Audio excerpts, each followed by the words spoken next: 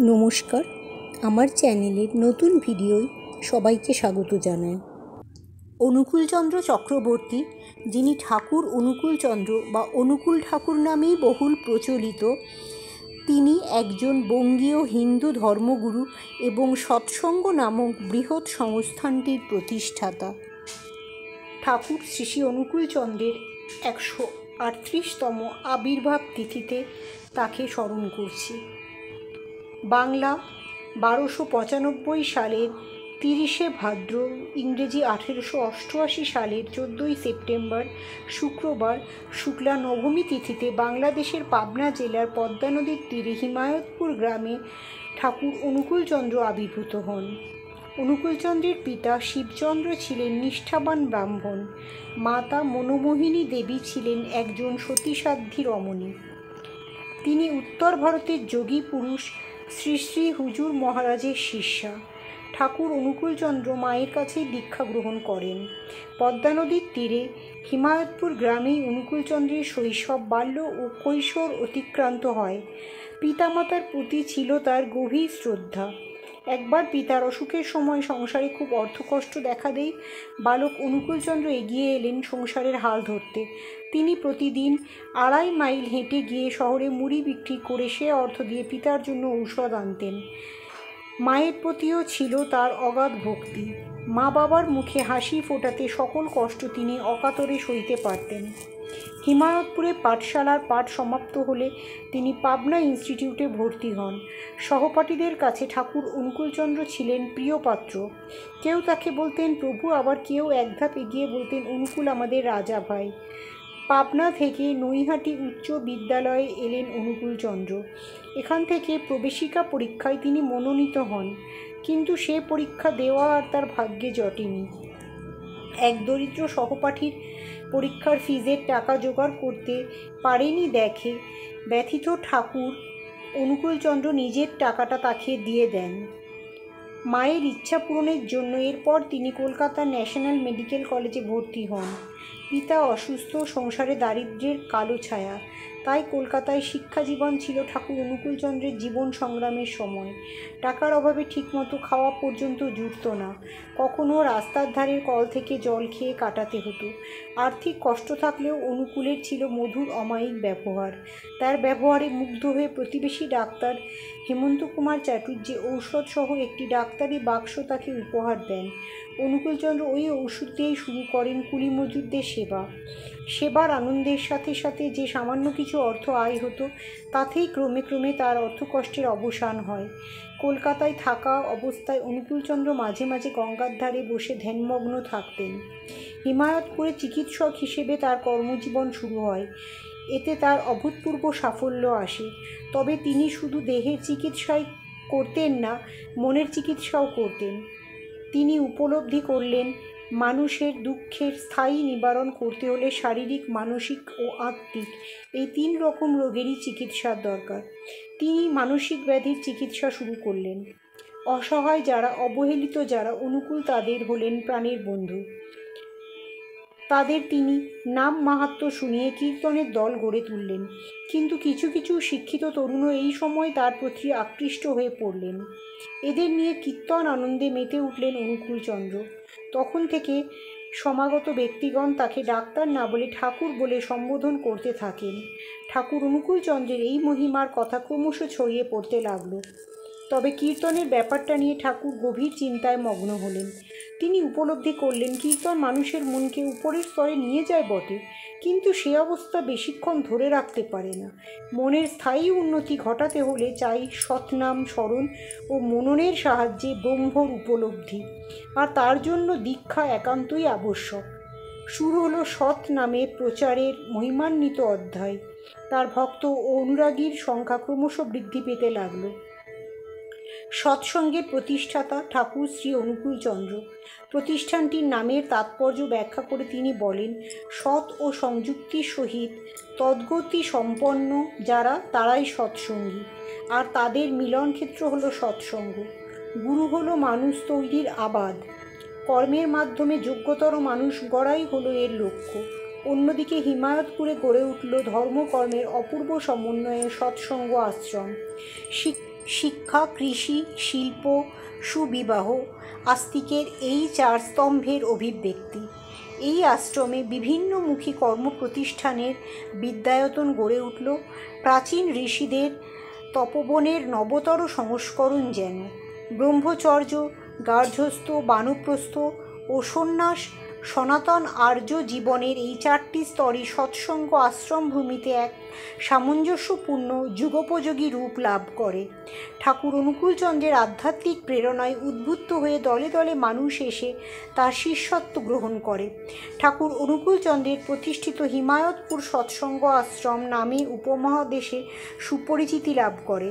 মহাত্মা গান্ধী এই সৎসঙ্গের কর্মকাণ্ড দর্শন করে ভূয়সী প্রশংসা করেন। নেতাজি সুভাষচন্দ্র বসু 3 বার ঠাকুর দর্শনে আসেন। প্রথমবার আসেন ICS পাশ করার পর, ঠাকুর তখন কলকাতাতেই। দ্বিতীয় ও তৃতীয়বার আসেন পাবনার সৎসঙ্গ আশ্রমে। সুভাষ বসুর মা বাবা ঠাকুরের দীক্ষিত ও একনিষ্ঠ ভক্ত ছিলেন। একবার তারা ভক্তমণ্ডলী সহ ঠাকুরকে পুরীতে নিয়ে গিয়েছিলেন। সেদিনটি ছিল 1922 সালের 31শে ডিসেম্বর। সেখানে হরনাথ লজে প্রায় 2 মাস রেখেছিলেন ঠাকুরকে। এই আদর্শ সৎসঙ্গী পরিবারের সন্তান সুভাষ বসু মা বাবার কাছেই ঠাকুরের অমৃত জীবন কথা শুনেছিলেন। সুভাষ বসু ঠাকুর দর্শনে পাবনার সৎসঙ্গ আশ্রমে এলে ঠাকুরের অন্যতম ভক্ত পার্ষদ পূজনীয় শ্রী সুশীল বসু তাকে আশ্রমের বিভিন্ন প্রতিষ্ঠানগুলি ঘুরিয়ে ঘুরিয়ে দেখান। ঠাকুরের মতাদর্শ ও তার পরিকল্পনার বিভিন্ন বিষয় নেতাজির কাছে তুলে ধরেন সুশীলদা। আশ্রম ঘুরে নেতাজির খুবই ভালো লাগলো যে ঠাকুরের অধিকাংশ প্রচারকেরা বিবাহিত এবং সংসারী। ঠাকুরকে মাথায় রেখে সংসার ঠিক রেখেও বিশ্ব সংসারের মাঙ্গলিক ব্রতে নিজেকে উৎসর্গ করেছেন এরা। আশ্রম ঘুরে নেতাজি বললেন, সাধারণত আশ্রম বলতে লোকে সন্ন্যাসী বা গৃহত্যাগীদের আশ্রমই বোঝে। গৃহী হয়ে পরিবার সহ আশ্রম জীবন যাপন করবার দৃষ্টান্ত আপনারাই প্রথম দেখাচ্ছেন। পরিবার পরিজনের ভার ঘাড়ে করে দৈন্য অভাব অভিযোগের মধ্য দিয়ে আপনারা এগিয়ে চলেছেন। তাই আমার মনে হয় আপনারা একটা বড় গুরুদায়িত্ব নিয়েছেন। আপনারা যদি সত্যি সত্যি এভাবে আশ্রম গড়ে তুলতে পারেন তাহলে আপনারা দেশের কাছে একটা উজ্জ্বল দৃষ্টান্ত হয়ে থাকবেন। গৃহী হয়েও আশ্রম জীবন যাপন করা যায় একথা লোকের কাছে আর অবিশ্বাস্য বলে বোধ হবে না। এরপর নেতাজি ঠাকুরের কাছে এসে ভক্তি ভরে প্রণাম করলেন। নেতাজিকে বসবার যে চেয়ার দেওয়া হয়েছে সেখানে বসলেন না তিনি। মাতৃভক্ত নেতাজি বললেন, ঠাকুর আমার মায়ের ইষ্ট, তার সামনে আমি চেয়ারে বসতে পারি না বলে ঠাকুরের পদপ্রান্তেই বসে পড়লেন নেতাজি। ঠাকুর সস্নেহে নেতাজির মা বাবা এবং পরিবারের অন্যান্য সকলের কুশল সংবাদ নিলেন। তারপর নেতাজি ঠাকুরকে বললেন, দেশের তো নানা কাজই করবার আছে, তা দেশের প্রকৃত সেবা করতে হলে কোথা থেকে আরম্ভ করতে হবে, এ বিষয়ে আপনার মত কী? ঠাকুর নেতাজির দিকে গভীর স্নেহল চোখে তাকালেন। তারপর ভাব বিভোর কণ্ঠে বললেন, আমার কথা হচ্ছে দেশের কাজ করতে হলে প্রথমে মানুষ তৈরির কর্মসূচি নিতে হবে, কিন্তু এতে দীর্ঘ সময় সাপেক্ষ। ঠাকুর দীপ্ত কণ্ঠে বললেন, দীর্ঘ সময় তো নেবেই। আমরা তো এতদিন পর্যন্ত জাতির বা সমাজের জন্য কিছুই করিনি। বহু গলদ জমে আছে, সাফ করতে সময় নেবে বই কি। কোনো শর্টকাট প্রোগ্রাম বা সংক্ষিপ্ত কর্মসূচি এ জাতির সত্যিকার কল্যাণ হবে বলে আমার মনে হয় না। বাংলা 1375 সালের 12ই মাঘ, ইংরেজি 1969 সালে 26শে জানুয়ারি রবিবার শুক্লা নবমী তিথিতে 81 বছর বয়সে ঠাকুর অনুকূলচন্দ্রেরই প্রতিষ্ঠিত আশ্রম ভারতের ঝাড়খণ্ডের দেওঘরে ঠাকুর অনুকূলচন্দ্র দেহত্যাগ করেন।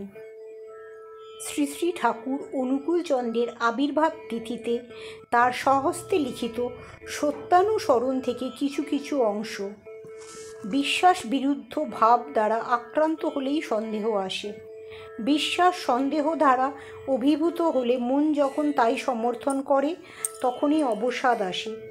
প্রতিকূল যুক্তি ত্যাগ করে বিশ্বাসের অনুকূল যুক্তি শ্রবণ ও মননে সন্দেহ দূরীভূত হয়, অবসাদ থাকে না।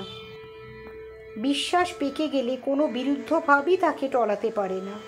প্রকৃত বিশ্বাসী সন্দেহই বা কী করবে, অবসাদই বা কী করবে? সন্দেহকে প্রশ্রয় দিলে সে ঘুণপোকার মতো মনকে আক্রমণ করে, শেষে অবিশ্বাস্য রূপে জীর্ণতার চরম মলিন দশা প্রাপ্ত হয়। সন্দেহের নিরাকরণ করে বিশ্বাসের স্থাপন করাই জ্ঞান প্রাপ্তি। তুমি যদি পাকা বিশ্বাসী হও, বিশ্বাস অনুযায়ী ভাব ছাড়া জগতে কোনো বিরুদ্ধ ভাব, কোনো মন্ত্র, কোনো শক্তি তোমাকে অভিভূত বা জাদু করতে পারবে না। নিশ্চিত যেন তোমার মন থেকে যে পরিমাণে বিশ্বাস সরে যাবে, জগৎ সেই পরিমাণে তোমাকে সন্দেহ করবে বা অবিশ্বাস করবে, এবং দুর্দশাও তোমাকে সেই পরিমাণে আক্রমণ করবে, ইহা জানিও। অবিশ্বাস ক্ষেত্র দুর্দশা বা দুর্গতির রাজত্ব, বিশ্বাস ক্ষেত্র বড়ই উর্বর, সাবধান। অবিশ্বাস রূপ আগাছার সন্দেহ স্বরূপ অঙ্কুর উঠতে দেখলেই তৎক্ষণাৎ তা উৎপাটন করো, নতুবা ভক্তিরূপ অমৃত বৃক্ষ গজাতে পারবে না। শ্রদ্ধা ও বিশ্বাস দুই ভাই, একটি আসলে আরেকটি আসে। সন্দেহের নিরাকরণ করো, বিশ্বাসের সিংহাসনে ভক্তিকে বসাও, হৃদয়ে ধর্মরাজ্য সংস্থাপন হোক। সৎ ও নিরবিচ্ছিন্ন সংলগ্ন থাকার চেষ্টাকেই ভক্তি বলে। ভক্তিই প্রকৃত জ্ঞানী, ভক্তিবিহীন জ্ঞান বাচক জ্ঞান মাত্র। তুমি সোহংই বলো আর ব্রহ্মাম্বই বলো, কিন্তু ভক্তি অবলম্বন করো, তবেই সেই ভাব তোমাকে অবলম্বন করবে, নতুবা কিছুতেই কিছু হবে না। বিশ্বাস যেমনতর, ভক্তি তেমনতরভাবে আসবে এবং জ্ঞানও তদনুযায়ী। আগে নিরহংকার হতে চেষ্টা করো, পরে সোহং বলো, নচেত সোহং তোমাকে আরও অধঃপথে নিয়ে যেতে পারে। তুমি যদি সৎচিন্তায় সংযুক্ত থাকতে চেষ্টা করো, তোমার চিন্তা, আচার, ব্যবহার ইত্যাদি উদার এবং সত্য হতে থাকবে, আর সেই লক্ষণগুলিই ভক্তির। সংকীর্ণতার নিকট গেলে মন সংকীর্ণ হয়ে পড়ে এবং বিস্তৃতির নিকট গেলে মন বিস্তৃতি লাভ করে। তেমনি ভক্তর নিকটে গেলে মন উদার হয়, আর যত উদারতা ততই শান্তি। খবরদার কাউকে হুকুম করে কিংবা চাকর বাকর দিয়ে গুরুর সেবা শুশ্রূষা করতে যেও না, প্রসাদ থেকে বঞ্চিত হয়েও না। মা নিজের হাতে ছেলেপিলের যত্ন করে বলে ছেলের ওপর অশ্রদ্ধা আসে না, তাই অত ভালোবাসা। নিজ হাতে গুরু সেবা করলে অহংকার পাতলা হয়, অভিমান দূরে যায়, আর প্রেম আসে। গুরুই ভগবানের সাকার মূর্তি, আর তিনি অ্যাবসলিউট বা অখণ্ড। গুরুকে আমার বলে জানতে হয়। মা বাপ, পুত্র ইত্যাদি বাড়ির লোককে ভাবতে গেলে যেন তার মুখও মনে পড়ে। তার ভর্ৎসনার ভয় রাখার চেয়ে ভালোবাসার ভয় রাখাই ভালো। আমি যদি অন্যায় করি তবে তার প্রাণে ব্যথা লাগবে। সবসময় তাকে অনুসরণ করতে চেষ্টা করো। তিনি যা বলেন যত্নে তা রক্ষা করে অভ্যাসে চরিত্রগত করতে নিয়ত চেষ্টা করো, আর তাই সাধনা। তুমি গুরুতে বা সতে চিন্তা সংলগ্ন করে আত্মোন্নয়নে যত্নবান হও। অন্যে তোমার বিষয়ে কি বলছে দেখতে গিয়ে আকৃষ্ট হয়ে পড়ো না, তাহলে আসক্ত হয়ে পড়বে, আত্মোন্নয়ন হবে না। স্বার্থবুদ্ধি অনেক সময় আদর্শে দোষারোপ করে, সন্দেহ এনে দেয়, অবিশ্বাস এনে দেয়। স্বার্থবুদ্ধি বশত আদর্শে দোষ দেখো না, সন্দেহ করো না, অবিশ্বাস করো না, করলে আত্মোন্নয়ন হবে না। মুক্ত স্বার্থ হয়ে আদর্শে দোষ দেখলে তার অনুসরণ করো, না করলে আত্মোন্নয়ন হবে না। আদর্শের দোষ মূঢ় অন্ধকার, স্বার্থ চিন্তা, অপ্রেম। অনুসরণকারীর দোষ সন্দেহ, অবিশ্বাস, স্বার্থবুদ্ধি।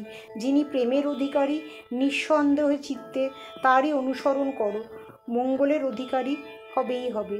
যিনি ছলে বলে কৌশলে যেমন করেই হোক না কেন সর্বভূতের মঙ্গল চেষ্টায় যত্নবান, তারই অনুসরণ করো, মঙ্গলের অধিকারী হবেই হবে। যিনি কোনো প্রকার কাহাকেও দুঃখ দেন না, অথচ অসতেরও প্রশ্রয় দেন না, তারই অনুসরণ করো, মঙ্গলের অধিকারী হবেই হবে। লোকনিন্দার ভয়ে তুমি অসৎ বা অন্যায়কে প্রতিরোধ না করো যদি, সেটা তো তোমার ক্লিবত্ব, তার মানে তোমারও সকলের লাঞ্ছিত হওয়ার পথ তৈরি করে রাখলে তুমি। তোমার সম্বন্ধে কে কী ভাববে বা ভাবে সেটাতে বড় করে না দেখে বাস্তবে তুমি কি, সেই দিকে বেশি নজর দেওয়াই ভালো। তুমি যদি সৎ হও, ন্যায়পরায়ণ হও, আর লোকে যদি তোমাকে অন্যরকম ভাবে, তাতে তোমার চারিত্রিক সম্পদ উবে যাবে না। আবার তুমি যদি অসৎ হও ও অন্যায় করো এবং লোকের চোখে ধুলো দিয়ে চলতেও পারো, অবশ্য তা বেশি দিন পারা যায় না, তাতে কিন্তু তুমি সৎ হয়ে গেলে না। তোমার মূল সম্পদ হলো তোমার চরিত্র। শ্রী শ্রী ঠাকুর অনুকূলচন্দ্র। গীতায় শ্রীকৃষ্ণ বলেছেন, বেদে আমি পুরুষোত্তম নামে বিখ্যাত, অর্থাৎ ভগবান শ্রীকৃষ্ণ হচ্ছেন পুরুষোত্তম। ঠাকুর অনুকূলচন্দ্র পুরুষোত্তম ভগবান শ্রীকৃষ্ণের ভক্ত, তাই তিনি সবসময় শ্রীকৃষ্ণের ধ্বনি দিতেন বন্দে পুরুষোত্তম, এবং তার অনুসারীদেরও তিনি বন্দে পুরুষোত্তম ধ্বনি দিতে বলতেন। উদাত্ত কণ্ঠে বলো বন্দে পুরুষোত্তম। পরম করুণাময় শ্রী শ্রী ঠাকুর অনুকূলচন্দ্রের শুভ আবির্ভাব তিথি উপলক্ষে ঠাকুরের রাতুল চরণে শতকোটি প্রণাম জানাই। পরম প্রেমময়ের আশীর্বাদে সবার জীবন মঙ্গলময় হোক এই কামনা করি। বন্দে পুরুষোত্তমম, বন্দে পুরুষোত্তমম, বন্দে পুরুষোত্তমম। জয় গুরু। সকলে ভালো থাকবেন। ধন্যবাদ।